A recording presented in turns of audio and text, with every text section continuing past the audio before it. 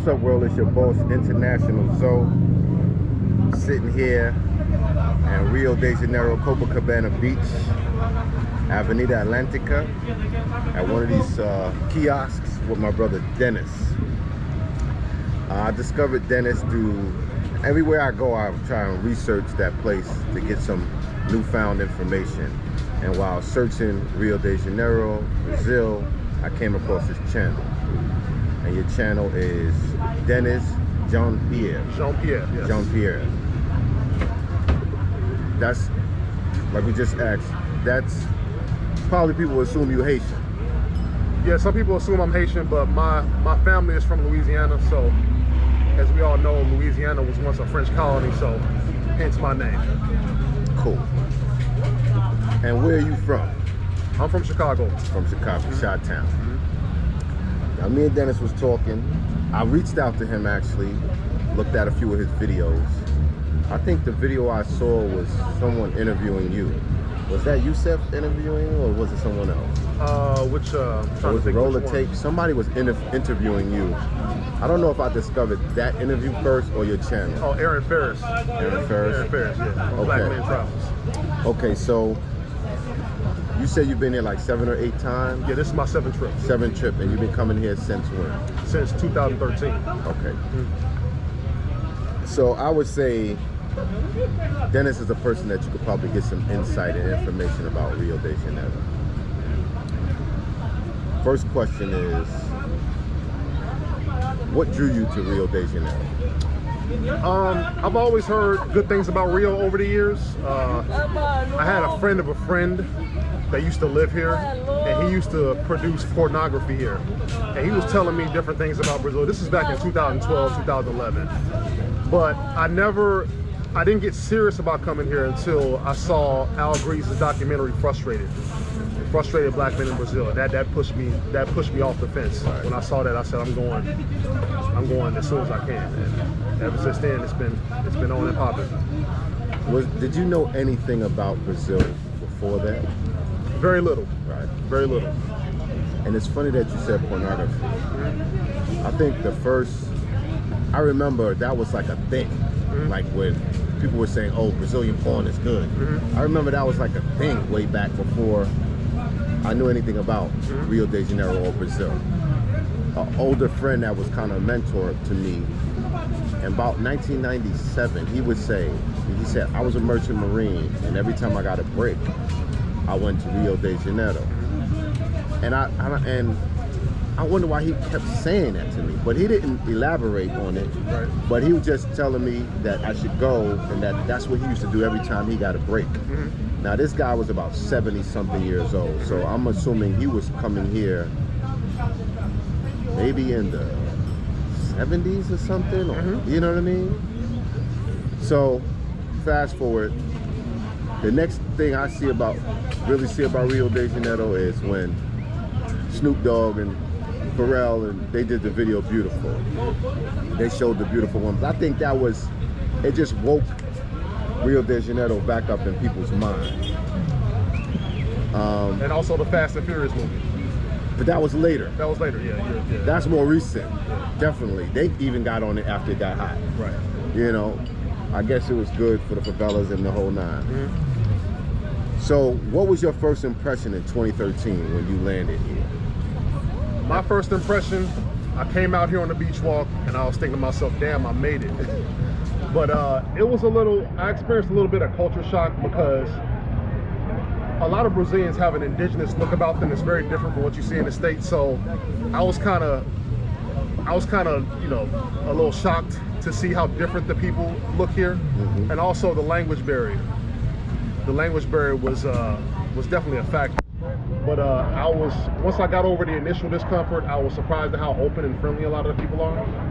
And it's very different from, you know, a lot of people's experience back in the States. How long was your first stay? 13 days. 13 days. What are the prices a lot different from then to now? So we're talking about what, 7-year difference? About 8 years ago. The exchange rate back then was 1 to 3. And right now it's 1 to 5. It's almost 5.5 to 1 right now. So your American dollar is going to go a lot further now than it did in 2013. On your first trip, have you ever done all the tourist attractions? My first trip, I did the Christ statue. I think that's the only major attraction I did because I didn't really have much time to really maneuver around. But I did the Christ statue.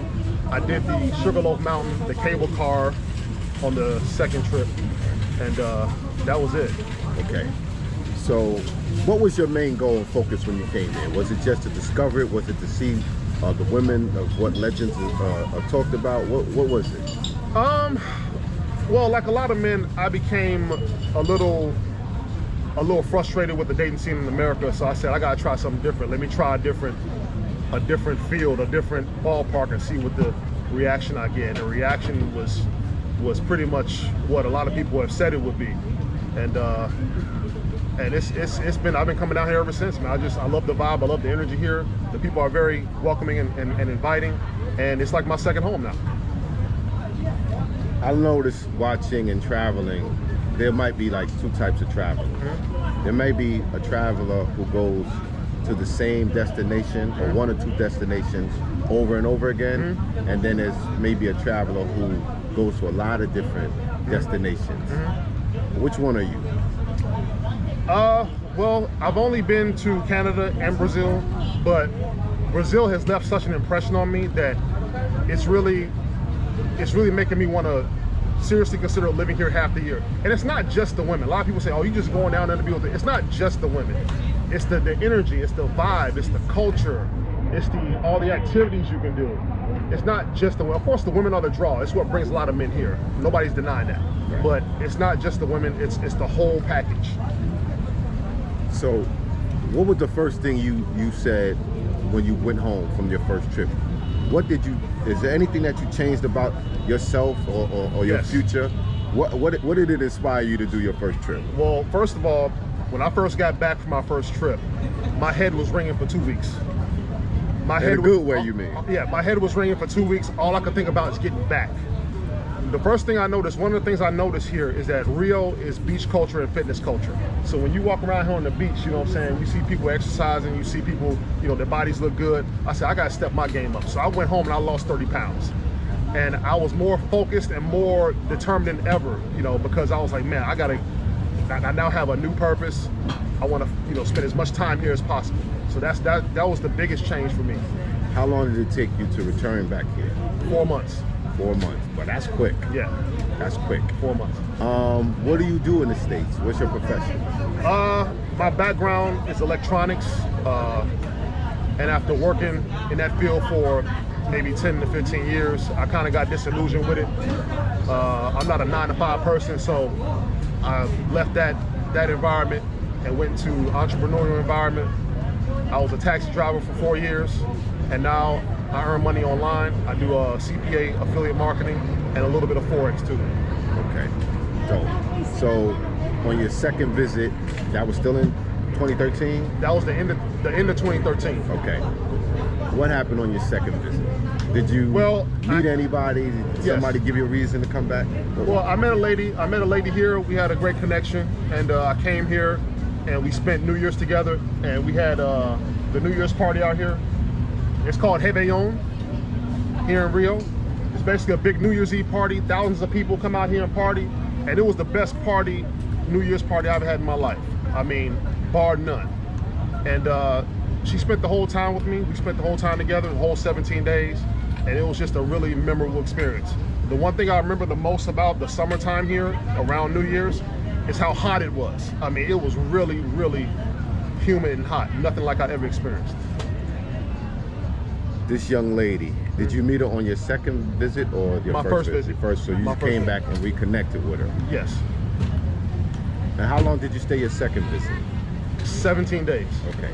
Have you ever been to Carnival? Because you said it was the best party you ever experienced, and I'm wondering, you know. I didn't go to Carnival. I was here during Carnival last year, but because of the weather, I didn't stick around in town for that. So I ended up going to a smaller town about an hour or two outside of Rio and spending time with my lady. Okay. At what point, because I know you speak Portuguese now. Yes. At what point did you start to learn and study, and how did you go about learning? I started learning Portuguese about 3 months before I came here, because I didn't want to come down here totally naked. But once I got here, I found out how much work I have left to do, because I couldn't hardly understand anything. There were some days where I didn't want to interact with people because I couldn't speak the language. I couldn't talk to anybody, and in a way, I felt kind of stupid, and I didn't like that. So I said, okay, I'm gonna dedicate myself to learning this, and that was like 7.5 years ago. I'm still not fluent yet, but I can have a basic conversation. When I speak, people understand me, because the purpose of learning the language is not perfection, it's being understood. Right. So being able to communicate. Right, exactly. And for my opinion, of course, I don't speak, I got about 5 words down pat, but I watched him communicate and navigate through areas with people, and it's pretty impressive to me. So how have you progressed on your visits here each time? Like, have you progressed? Absolutely. Or do you think you recessed in any way from your visits? As far as learning the language? Not just the language, like coming here with a goal. Are you getting closer to deciding whether you're really going to live here and things like that? Like, how's that? What's that like? Absolutely. Every time I come here, I learn something new. Whether it's from the language, whether it's from how to move and shake, how to interact with people. Every single time I come here, I learn something new. Right now, I'm gonna start the process of getting my CPF card. CPF is something like a Brazilian Social Security card or something. It enables you to get a bank account, establish credit, and things like that. So on this trip, I'm gonna try to get that done.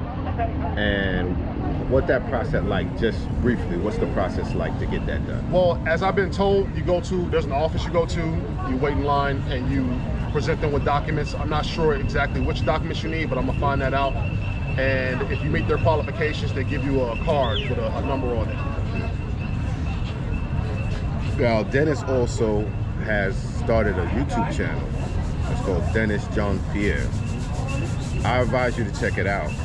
I like what he's doing, being that he can communicate with the people he's interviewing, and he's telling stories about his experiences here and his experiences home and comparison. So since we segued into that, what is your comparison between the women in the States and the women in Brazil? Well, the biggest thing is that in America, I find that women are generally not open to meeting men they don't know. If you're not meeting her through school, friends, work, or the social circle, it's hard to get traction. But here, more women are open to meeting strange guys, meeting guys they don't know. It's a lot more, interactions are a lot lighter here. Do you think it's because you're a foreigner, or you think that's like part that of the in general? culture. Part of the culture. In general, this is a more socially open society than the United States. It's easy to make friends here.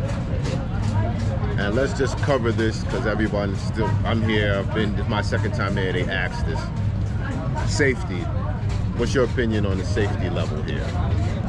To me, Rio de Janeiro is no more dangerous than any other major city on this earth, including in the United States.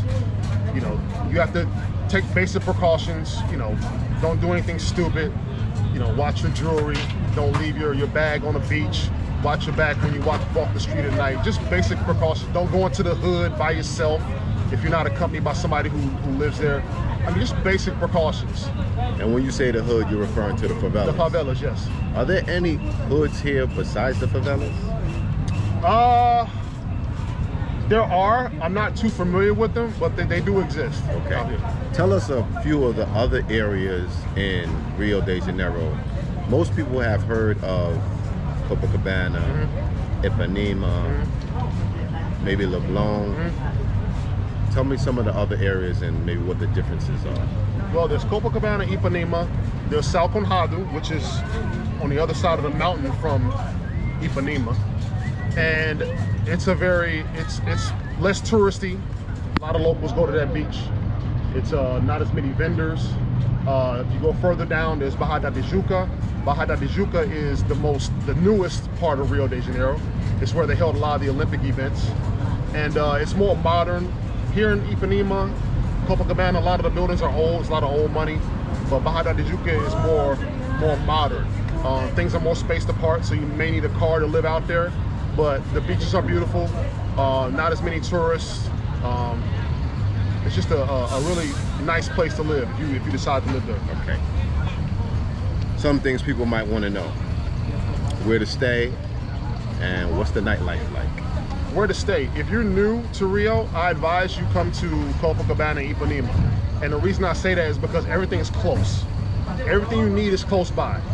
Drugstores, grocery stores, laundromats, gyms, the beach, everything is within walking distance. So you don't have to travel far to get to everything that you need. So your first trip, definitely stay Copacabana or Ipanema. Do you also think that it's safer? Absolutely. There's a major police presence here. So, you know, nothing major is going to go down here without a policeman seeing it. So safety is not that much of a concern here. I'm gonna go back a little bit on the Portuguese. You didn't say how you learned it. How I learned it. What was your technique? And share a little bit. Say a few words in Portuguese for the people so they can just hear your flow. Eu vou falar sobre como eu aprendo português. Right now, I will talk about how I learned Portuguese. Livros, books, YouTube. You do this, you moving the camera. Okay, sorry. Livros, books, YouTube, falando com amigos, talking with friends, assistindo novelas, watching soap operas, e também lendo notícias brasileiras, watching Brazilian news or reading Brazilian news. Nice. The nightlife. The nightlife. The energy here in Copacabana is fantastic, particularly at night. It's very festive. A lot of people are sitting outside. The restaurants have outdoor sitting areas where people are just sitting and chatting and having a good time. So the nightlife is pretty good. The club district, Lapa, is pretty popping. There's really an endless variety of entertainment here, and you won't be sorry. Right. Your opinion, someone might be considering moving here or finding another place to move and live at the next spot. How could they survive? Is this the type of environment like some other places that in order you survive here, you need to be a digital nomad, you need to be making American dollars and enjoying it here? Or can someone come here and make a living off of Brazilian salary or profession? I don't advise trying to earn money in Brazilian reais because the Brazilian real is a weaker currency. You definitely want to earn income in the US dollar because your US dollar is stronger and it goes a lot further. As far as people who want to move here, I would say visit several times before you decide to move here. Come here, meet people, make connections, see the good and the bad, and then make a decision on whether you want to move here. I wouldn't just hop into I'm gonna move to Brazil. No, you got to come here, see everything, find out what you like, find out what you don't like, and then make a decision. Okay. What inspired you to start your channel, your YouTube channel? Well, I originally started it. I never intended to really, try to build the channel. I just put a couple videos up, and then I wanted to offer a perspective that I feel that some YouTubers are not doing, which is interacting with the locals in their language. So that's the angle I wanted to come from. And I got a positive reaction. I got a very big reaction on a couple of my videos in previous years. So I said, I got an idea. Let me try to, expand on this, and that's what I'm doing. And I think he has a good channel. He has a good perspective, unique in the fact that he speaks the language. A few others do as well, but it takes a certain type of personality to approach someone, or they cold call like that and Cold say, approach. Hey, would you mind talking with me and interview you? And if you've been successful with that, and the ladies must be, inviting to, because I'm sure maybe sometimes you might get someone who says, no, I'm not interested, but you already in a short time have accumulated quite a bit of female interviews on the beach, not even like set up in your house, just where you approached them on the beach or on the street and was able to interview them. And I think y'all should check it out. You know, of course, it's a lot of beautiful women he's interviewing. He got good taste. And anything you want to share with people, you know, that looking to come and visit for the first time or get back here, you know, before we wrap it up. Anybody who wants to visit, come on down and check it out. Just check it out. You won't be sorry. I think you'll love the atmosphere here. You'll be shocked at how open people are. A lot of activity. I think it'll be a great experience for you to come down and check out Rio de Janeiro. Yes, I agree. Tell them your channel one more time.